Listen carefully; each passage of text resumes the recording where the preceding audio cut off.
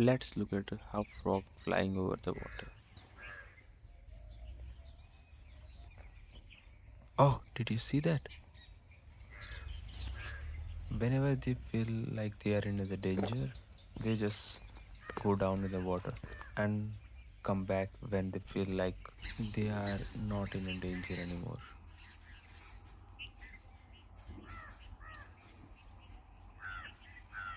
Let's look at closely how they fly over the water.